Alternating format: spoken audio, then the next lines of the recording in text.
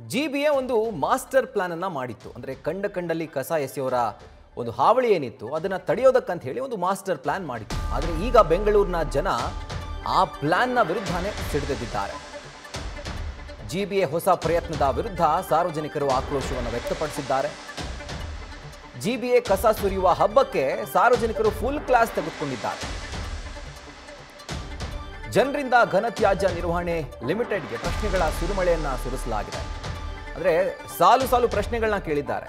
ಈ ಒಂದು ಪ್ಲಾನ್ ಕುರಿತಾಗಿ ಕಸದ ಗಾಡಿ ಅಕಸ್ಮಾತ್ ಬರದೇ ಇದ್ರೆ ನಾವು ನಮ್ಮನೆ ಕಸ ಎಲ್ಲ ತಂದು ಜಿಬಿಎ ಮುಂದೆ ಸುರಿಯೋದಾ? ಈ ರೀತಿಯಾಗಿ ಟ್ವೀಟ್ ಮಾಡಿ ಸಾರ್ವಜನಿಕರು ಜಿಬಿಎಗೆ ತೀವ್ರ ತರಾಟೆಗೆ ತೆಗೆದುಕೊಂಡಿದ್ದಾರೆ. ಇವತ್ತು ಬೆಂಗಳೂರು ನಗರದಲ್ಲಿ ಜಿಬಿಎ ಗ್ರೇಟರ್ ಬೆಂಗಳೂರು ಏನು ಮನೆ ಮುಂದೆ ಯಾರು ಕಸ ಹಾಕಲ್ಲ, ಕಸ ಹಾಕ್ದವ್ರು ಮನೆ ಮುಂದೆ ತೊಗೊಂಡೋಗಿ ಕಸ ಸುರಿತಂತೆ. ಒಳ್ಳೆ ಯೋಜನೆ. ರೋಲ್ ಕಾಲ್ ಮಾಡೋದಕ್ಕೆ ನಿಜವಾಗ್ಲೂ ಒಳ್ಳೆ ಒಂದು ದಾರಿ ನಮ್ಮ BBMP ಅವ್ರದ್ದು. ಯಾಕಂದರೆ ಇವ್ರು ಏನೇ ತಪ್ಪು ಮಾಡಿದ್ರು ಇವ್ರಿಗೆ ಯಾರು ದಂಡ ವಿಧಿಸೋರಿಲ್ಲ.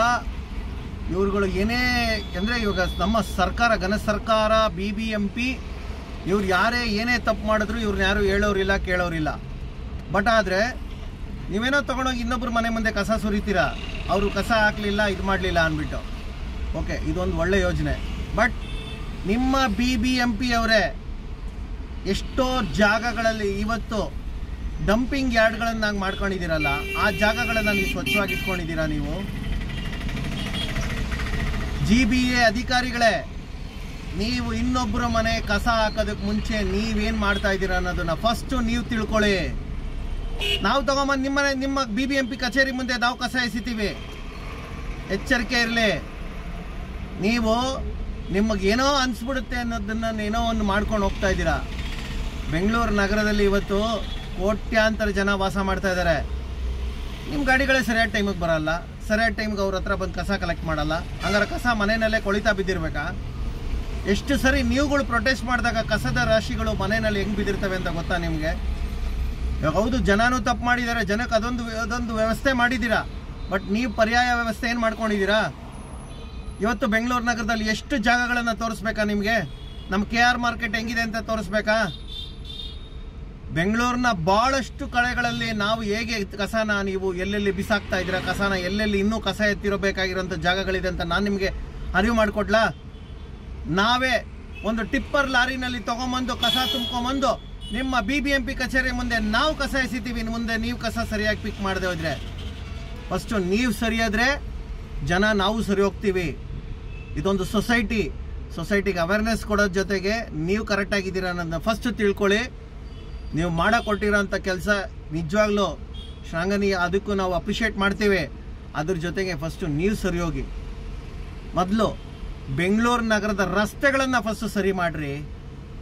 ನಗರಾಭಿವೃದ್ಧಿ ಸಚಿವರು ಅನ್ನಿಸ್ಕೊಂಡಿರ್ತಕ್ಕಂಥ ಮಹಾನ್ ಪುಣ್ಯಾತ್ಮರು ಇವತ್ತು ಬರೀ CM ಸ್ಥಾನಕ್ಕೋಸ್ಕರ ಹೋರಾಟ ಮಾಡ್ತಾ ಇದ್ದಾರೆ.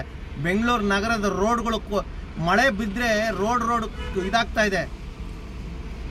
ಫಸ್ಟ್ ಅದನ್ನು ಅರ್ಥ ಮಾಡ್ಕೊಳ್ಳಿ, ನೀವೇನು ಕೊಟ್ಟಿದ್ದೀರಾ ಅಂತ. ಸಾರ್ವಜನಿಕರು ಕೇಳ್ತಿರುವಂತಹ ಪ್ರಶ್ನೆ ನಿಜವಾಗ್ಲೂ ಸರಿಯಾಗೇ ಇದೆ. ಯಾಕೆ ಅಂತಂದ್ರೆ ಕಂಡಲ್ಲಿ ಕಸ ಹಾಕೋರ ವಿರುದ್ಧ ನೀವು ಕ್ರಮ ಕೈಗೊಳ್ತೀರಿ, ಆದ್ರೆ ನೀವೇ ಕಂಡಲ್ಲಿ ಡಂಪ್ ಮಾಡ್ತಿರಲ್ಲ ಕಸವನ್ನ. ಸಾರ್ವಜನಿಕ ರಸ್ತೆಗಳನ್ನೇ ಡಂಪಿಂಗ್ ಯಾರ್ಡ್ ಮಾಡ್ಕೊಂಡಿದ್ದೀರಲ್ಲ. ಸೊ ಅದಕ್ಕೆ ಯಾವ ರೀತಿಯಾದಂತಹ ದಂಡವನ್ನು ಸಾರ್ವಜನಿಕರು ವಿಧಿಸಬೇಕು? ನಾವು GBA ಕಚೇರಿ ಮುಂದೆ ತಂದು ಕಸ ಸುರಿಯೋದಾ ಅನ್ನುವಂಥದ್ದು ಅವರ ಪ್ರಶ್ನೆ. ಸೊ ಸಾಲು ಪ್ರಶ್ನೆ ಇದೇ ಥರ ಕೇಳ್ತಾ ಹೋಗ್ತಾರೆ. ಕಸದ ಗಾಡಿ ಅಕಸ್ಮಾತ್ ಬಂದಿಲ್ಲ ಅಂದರೆ GBA ಮುಂದೆ ನಾವು ಕಸ ಸುರಿಯೋದಾ? ಇನ್ನು ವಾರಕ್ಕೊಮ್ಮೆ ಕಸದ ಗಾಡಿ ಬರುತ್ತೆ. ಆಗ ಬಂದಾಗ ನಾವೇನು ಮಾಡಬೇಕು? ವಾರದ ಕಸ ಎಲ್ಲ ಒಟ್ಟಿಗೆ ಡಂಪ್ ಮಾಡೋಕ್ಕಾಗುತ್ತಾ? ಇನ್ನು ಮನಸ್ಸೋ ಇಚ್ಛೆ ಕಸದ ಗಾಡಿ ಬಂದರೆ ಕಸವನ್ನು ಹಾಕೋದು ಹೇಗೆ? ಟೈಮ್ ಕರೆಕ್ಟಾಗಿ ಬರಲ್ಲ, ಇಷ್ಟ ಬಂದಂಗೆ ಬರ್ತಾರೆ. ಆಗ ನಾವು ಕೆಲಸಕ್ಕೆ ಹೋಗೋರು ಇರ್ತೀವಿ, ಅದರ ಜೊತೆಗೆ ಬೇರೆ ಕೆಲಸದಲ್ಲಿ ನಾವು ಸಿಕ್ಕಾಕೊಂಡಿರ್ತೀವಿ, ಬ್ಯುಸಿಯಾಗಿರ್ತೀವಿ. ಅಂಥ ಟೈಮ್ನಲ್ಲಿ ಇಷ್ಟ ಬಂದಂಗೆ ಬೆಳಗ್ಗೆ ಹಾಕುವಂಥ ಕಸ ಅಂದರೆ ಆ ಗಾಡಿ ಮಧ್ಯಾಹ್ನನೋ ಸಾಯಂಕಾಲನೋ ಬಂದರೆ ಕಸ ಹಾಕೋದು ಯಾರು? ಆಗ ಮನೇಲಿ ಕಸ ಕೊಳಿತಾ ಕೂತ್ಕೊಳ್ಳೋದಾ? ಆಗಲೇ ಹೇಳ್ದ ಹಾಗೆ ಬೆಳಗ್ಗೆಯಿಂದ ಸಂಜೆವರೆಗೂ ಕೆಲಸಕ್ಕೆ ಹೋಗೋರು ಏನು ಮಾಡಬೇಕು? ಇನ್ಫ್ಯಾಕ್ಟ್ ನೈಟ್ ಶಿಫ್ಟ್ ಮಾಡ್ಕೊಂಡು ಬಂದಿರ್ತಾರೆ. ಸೊ ಅವ್ರು ಕಸ ಯಾವಾಗ ಹಾಕೋದು? ಬೆಳಗ್ಗೆ ಆಫೀಸಿಂದ ಮನೆಗೆ ಬಂದಾಗ ನಿದ್ದೆ ಮಾಡಬೇಕಾ, ಕಸ ಹಾಕಬೇಕಾ? ಒಂದೊಂದು ಕಡೆ ಡೆಡ್ ಎಂಡ್ನಲ್ಲಿ ಮನೆಗಳಿರ್ತವೆ, ಆ ಕಡೆ ಕಸದ ಗಾಡಿಗಳು ಹೋಗೋದೇ ಇಲ್ಲ. ಇದು ಎಷ್ಟೋ ಜನ ನೋಡಿದ್ದೀವಿ. ಯಾಕೆ ಅಂತಂದರೆ ಗಾಡಿ ಹೋದರೆ ಡೆಡ್ ಎಂಡ್ ಇರೋದ್ರಿಂದ ಅಲ್ಲಿ ಯೂಟರ್ನ್ಗೆ ಜಾಗ ಇರಲ್ಲ ಅಂತಾನೋ ಅಥವಾ ಆ ಮೂಲೆಗೆ ಹೋಗೋದು ಯಾರು ಅಂತ ಹೇಳಿ ಒಂದು ಕಡೆ ನಿಲ್ಲಿಸ್ಬಿಟ್ಟು ಆ ಜನ ಎಲ್ಲ ತಂದು ಅಲ್ಲೇ ಹಾಕಬೇಕು, ಆ ಪಾಯಿಂಟ್ಗೆ ಆ ಗಾಡಿ ಹತ್ರನೇ ತಂದು ಹಾಕಬೇಕು. ಸೊ ಆ ಮನೆಗೆ ಬರದೇ ಇದ್ದರೆ ನಾವು ಕಸ ಹೆಂಗೆ ಹಾಕೋದು, ಇದು ಅವರ ಪ್ರಶ್ನೆ.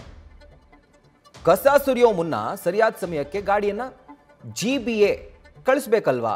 ಈಗ ಇಷ್ಟೆಲ್ಲ ನೀವು ಸರ್ಕಸ್ ಮಾಡ್ತಾ ಇದ್ದೀರಿ, ಶಿಕ್ಷೆ ಕೊಡ್ತಾ ಇದ್ದೀರಿ, ಸಾರ್ವಜನಿಕರಿಗೆ ಎಚ್ಚರಿಸುವಂಥ ಕೆಲಸವನ್ನು ಮಾಡ್ತಾ ಇದ್ದೀರಿ. ಬಟ್ ನಿಮ್ಮ ಕಸದ ಗಾಡಿಗಳ ಆಪರೇಷನ್ ಬಗ್ಗೆನೇ ಎಷ್ಟೋ ಕಂಪ್ಲೇಂಟ್ಗಳಿದ್ದಾವೆ. ಬರೋದೇ ಇಲ್ಲ, ಒಂದೊಂದು ದಿನ ಬಂದರೂ ಯಾವುದೋ ಟೈಮಿಗೆ ಬರ್ತಾರೆ, ಒಂದು ರೆಗ್ಯುಲರ್ ಟೈಮ್ ಅಂತ ಇಲ್ಲ. ಸೊ ಈ ರೀತಿಯಾಗಿದ್ದಂಥ ಸಂದರ್ಭದಲ್ಲಿ ಕಸನ ಒಂದು ದಿನ ಮನೇಲಿ ಇಟ್ಕೊಂಡ್ರೆ ಅದು ಕೊಳಿತಾ ಹೋಗುತ್ತೆ, ದುರ್ವಾಸನೆ ಬರುತ್ತೆ.